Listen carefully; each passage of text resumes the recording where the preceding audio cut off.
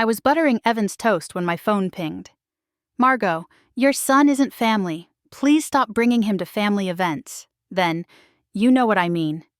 Crumbs stuck to my knuckles. Evan hummed, legs swinging. He'd built a serial ramp from math workbooks and tested which loops flew farther. "Red ones fly better," he said. "Data-driven," I said, setting down the plate. Lena walked in, hair tied with the elastic on her wrist. She read my face, then the screen. "What did she say?" I slid the phone over. She exhaled. "They've evolved from passive-aggressive to simply aggressive." Evan launched another loop. "How many days until Grandma's party?" "It's a fundraiser," I said. "Will there be cake?" "Grown-up cake," Lena said. "They call it tort."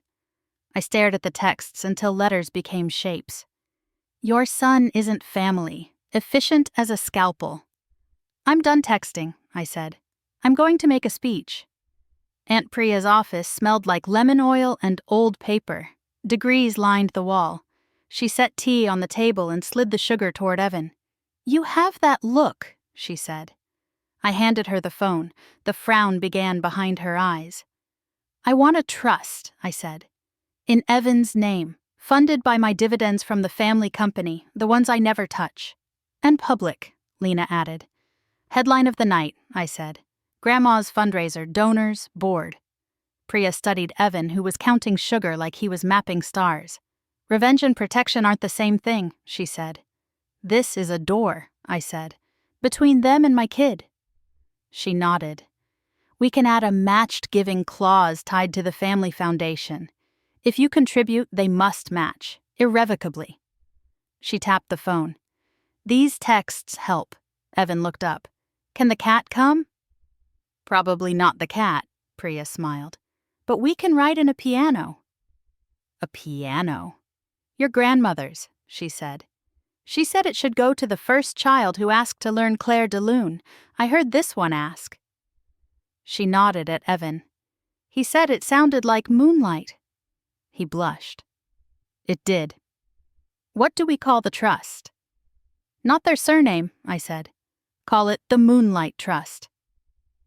The ballroom played church, white lights, a quartet, portraits of my grandmother on easels. Margot air-kissed donors. Gerald hovered in silence. When they saw Evan, a shadow crossed my mother's face. "Immediate family for photos," the planner called. Margot's hand landed on my sleeve. "Let's not confuse things tonight." "Evan," I said for the microphones, "stand with me."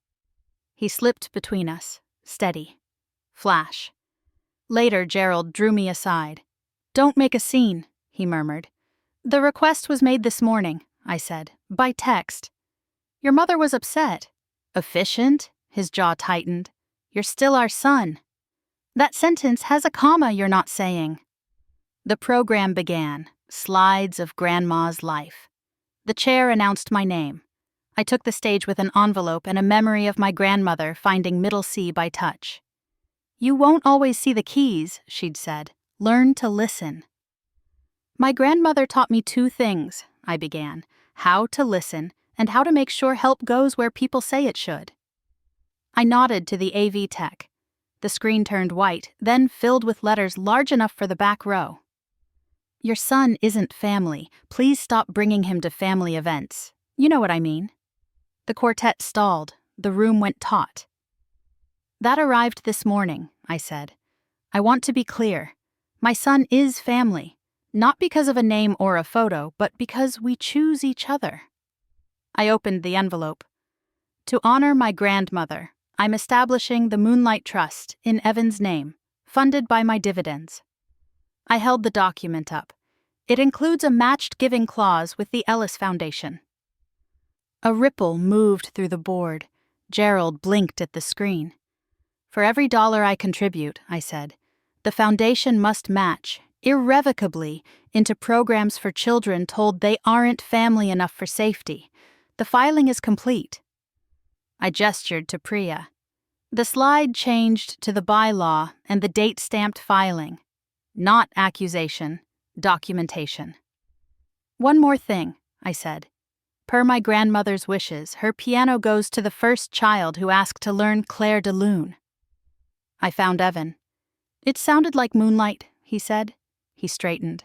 Legacy isn't who stands in a photograph, I finished. It's the music you leave in a room.